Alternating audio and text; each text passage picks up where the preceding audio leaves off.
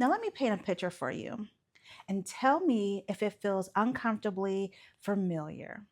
You're exhausted, absolutely drained. Your calendar is overflowing with commitments that aren't actually yours.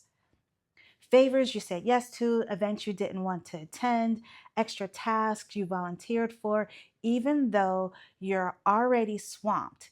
You feel resentful, overworked, and completely depleted. And yet, the very next time someone asks, that yes just tumbles out, even when every fiber of your being screams no. You look at your life and you realize you're living it on everyone else's terms. You're a chameleon, constantly shifting to match the expectations of others, sacrificing your own needs, your peace, your very essence, just to keep everyone else happy. And the truth is, you're still people pleasing. And the truth hits you. You're still people pleasing, even though you know it hurts you, even though you swore you'd stop. It's a heavy, painful weight, isn't it? If that resonates deep within your soul, I see you. I truly do. That cycle of yes, followed by regret, is one of the most common and most silently debilitating struggles for so many incredible women. But it doesn't have to define you. Hey, beautiful souls, and welcome back to Cherese Chandell, your sanctuary for self improvement, mindset shifts, and truly elevating your life to its highest potential. I'm so glad you're here. Today, we're going to dive into the heart of why we people please. And then, most powerfully, I'm going to share some crucial steps to heal your boundaries and truly reclaim your power because your peace matters, your needs matter, and it's time to choose you. So, settle in, get comfortable, and let's unlock your freedom. First, let's understand this deeply ingrained pattern. Why, when we know better, we still fall into the trap of people pleasing. It's really because we're weak. In fact, it often comes from a place of immense strength and beautiful qualities that have been misdirected. Often, people pleasing stems from our earliest experiences. We might have learned that our values, our safety, our love was conditional on making others happy, avoiding conflict, or being that good one. We might have been, praised for being agreeable and criticized for expressing our needs. This teaches us that saying no is dangerous. It could lead to rejection, anger, or feeling unloved. So we develop a deep seated fear of disapproval, seeing it as a threat to our very belonging. We become hypervigilant to others' emotions, prioritizing their comfort over our own, almost as a survival mechanism. Furthermore, many women are conditioned by societal narratives to be nurturers, caregivers, and selfless providers. There's a subtle pressure to smooth things over, to be endlessly accommodating, and to always put others first. This beautiful capacity for empathy and compassion can become a trap. We don't learn to direct it inwards towards ourselves. We lose touch within our own boundaries, our own desires, and eventually our own sense of self. It's not a flaw, my dear. It's a deeply learned pattern that we can absolutely unlearn and heal. Now let's talk about how we start to dismantle this, how we begin to the powerful process of healing those porous boundaries and truly stepping back into our personal power. Tip number one, tune into your inner yes and inner no. People pleasing happens when our outer yes doesn't match our inner no. We bypass our own intuition, our own feelings in favor of what we think someone else wants to hear. To heal this, you need to reconnect with your authentic internal signals. Before you automatically respond to any request, any invitation, or any demand on your time, your energy, pause just for a second. Close your eyes, even if it's just for a blink, and ask yourself, Does this feel like a yes in my body right now, or does it feel like a no?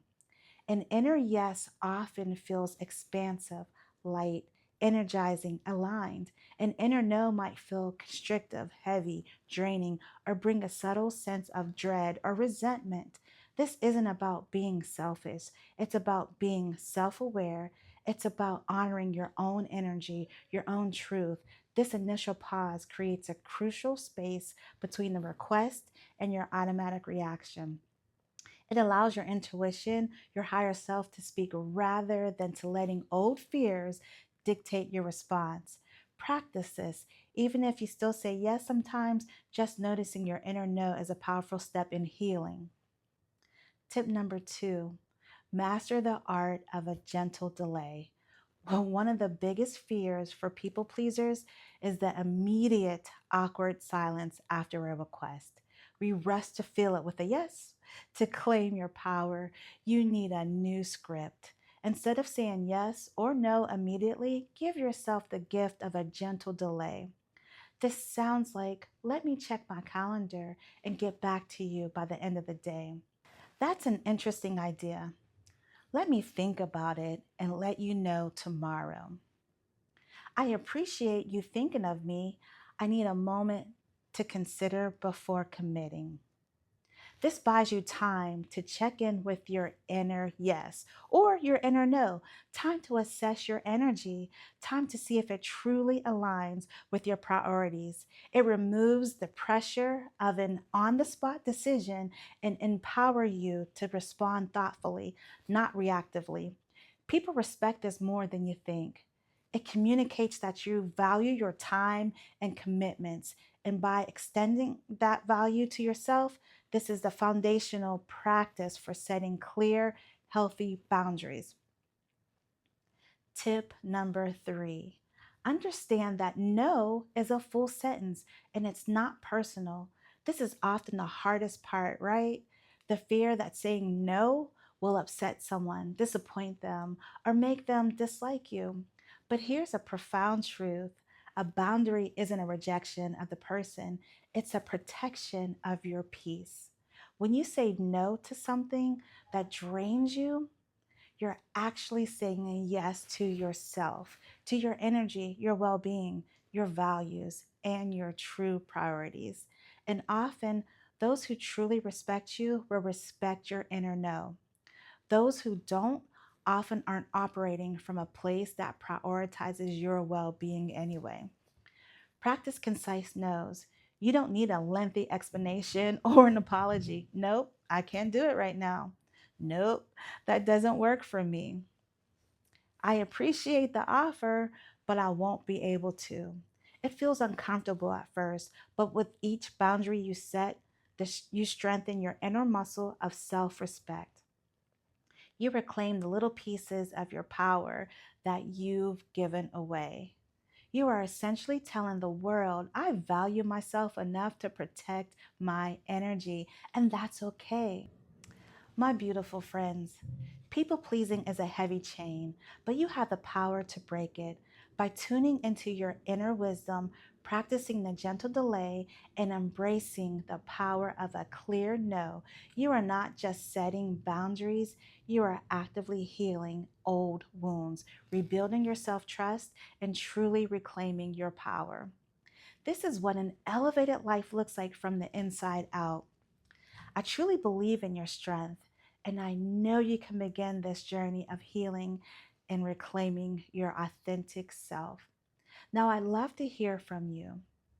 What's one small no you're committed to practicing this week to protect your peace? Type it in the comments below or just type no. Just type no. I choose me. Let's build a community of women reclaiming their power. If this conversation resonated with your heart, please go ahead and give it a like. It helps the message reach more amazing women like you.